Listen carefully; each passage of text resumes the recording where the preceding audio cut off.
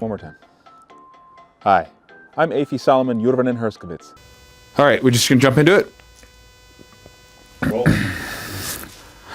Okay, guys, welcome back to the garage for another episode of Tone Tools. Today we're gonna do something a little bit different, a little bit, just change it up a little bit. I know we're always talking about guitars, and guitars are wonderful, and of course I do love them, and I have 125,000 of them. But today we're going to talk about a different instrument, one that I would say arguably part of one of the most public, visible, biggest moments of my musical career. I'm going to try and be succinct with this story. I might fail, let's be honest. I think it was 2007. I was playing with Leslie Feist, okay, the artist Feist. I used to play guitar and piano in her band, and we had done a whole lot of touring, and her career was strapped to a rocket ship. It was just, she had done the iPod commercial and had a lot of other successful moments.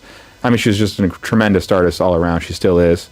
So she was nominated for 4 Grammy Awards, and we were like, what the heck? We were playing in clubs and stuff, you know, we were touring in a van, and then suddenly we're like going to the Grammys.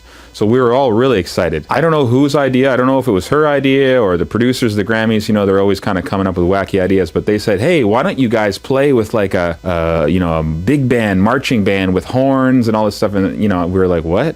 You know, we were kind of bummed because that wasn't really what we were doing. But anyway, nonetheless, like a good soldier, we all got in line, and I was told that I would be playing the recorder and the tambourine at the Grammys.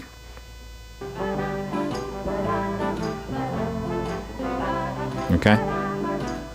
Just imagine how excited I was to leave the pink strat at home. Sorry, we don't need that. I came here, we were flying from somewhere, we went to the Grammys, and then I think we went from there to Australia. So we were kind of on the middle of the tour, and I was flying to and I said, you know what, I don't have a tambourine. And they said, oh, don't worry about it, it's Los Angeles. You can rent anything. We'll backline you a tambourine. Backline is like an industry term for just when you hire, when you rent some equipment and you show up to the gig and it's just there, right? Which is a great service, and I'm really grateful to all those guys. But anyway, so we showed up for the Grammys at the Juice for Life Stadium, or the Met for Life, or the, you know, Sun Life Stadium, or whatever it's called then. I don't know what it's called now. Staples Center. Is that like Staples, like the office place? Isn't that unbelievable? That a place that sells like paper and like photocopies and shit like that, wanting to put their brand on a sports arena. That's unbelievable to me. Anyway, we were at the Staples Center for the Grammys. And I said, geez, where's my tambourine? Where's my tambourine? And the backline guy gave me this tambourine. I started playing it, and I was like, wow, this thing actually sounds really good. Like, it, you know, I hadn't put a lot of thought into tambourines before that. And it sounded really good. And so, you know, we did the show, and I could go into a long diatribe about how we played right after Aretha Franklin and totally shit the bed, and it was the most embarrassing moment of my life, and Jay-Z and Beyonce were 10 feet from me. But I'll skip over that entire part and just talk about the tambourine. The tambourine sound was so good that when we came off stage, I offered to buy the tambourine from the backline guy. I said, this thing's amazing. I've never heard a tambourine like this. Can I buy this? And he said, no, like, this is how I make a living. Like, I rent out these instruments. I can't sell you this thing, you know? So I said, okay, fair enough. So I made a mental note of it, you know? And the drummer, Jesse Baird, and I were talking about it afterwards. I said, hey, did you hear that tambourine? It was pretty good. At some point, down the road, Jesse tracked it down, and he very generously bought me one of these tambourines and gave it to me as a gift, which I'm forever grateful for. And since then, I've used it on pretty much all of my albums and other people's albums. I've just always used it in the studio. Whenever I need a tambourine, this is the one I go for. And it came in this little big gig bag here. Listen to this. Okay, so here it is. It's got the double, what do you call these little whirligigs? Is that what they're called? Yeah, so it's got all the double whirligigs all the way around. And look, there's an incredibly long bar. We'll get an insert here. There's an incredibly long, I don't know if that's a serial number or a barcode or whatever, that's the model number. This is the VC-10-NH-DR-IL-STEEL-W/SG model, if anyone's interested. Now I'm going to give you a sample of the sound. This is by Vaughn Craft, USA. USA.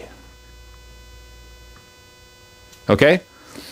Let's get a little sampling of the sound. Now you may want to just get some hearing protection going here, guys, because I got to tell you, this thing can put out the dBs. All right?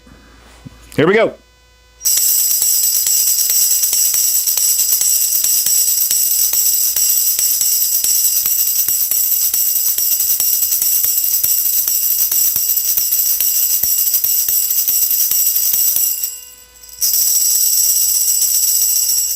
I mean, doesn't that sound nice? Doesn't it have a bell-like quality? It's almost like it has a note to it. It's not just two pieces of metal clinking together, even though I know it is. It's so much more than that. I didn't play anything that complicated at the Grammys. This is what I did at the Grammys.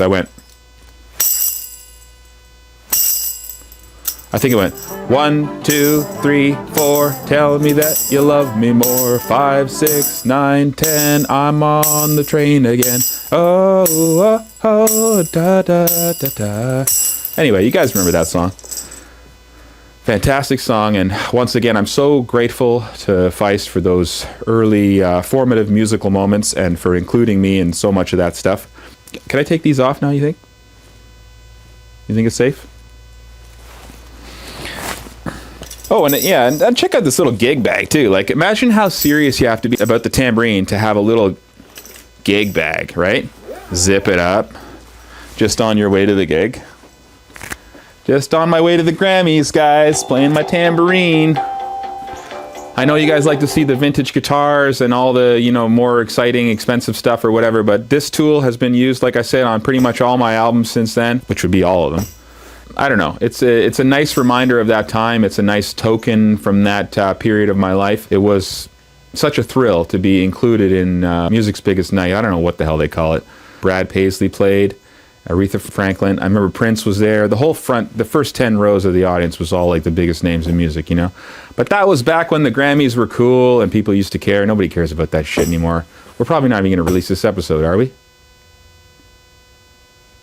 you serious? All right, guys, so that about wraps it up from the garage. I hope you've enjoyed it. That's the story of me and my tambourine, one of the other tools that I use in my tone arsenal for crafting the music I make and some of the adventures I take to the Staples Center and beyond. I think we flew to Australia right from there. Everyone was in a very weird mood, I remember, after that. We didn't go to any after parties or anything. We went back to the hotel, maybe had a little bit of champagne, and got on a flight to Australia and licked our wounds in Brisbane.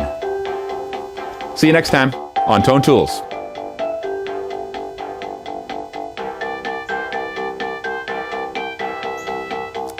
Can we cut, or are we still rolling?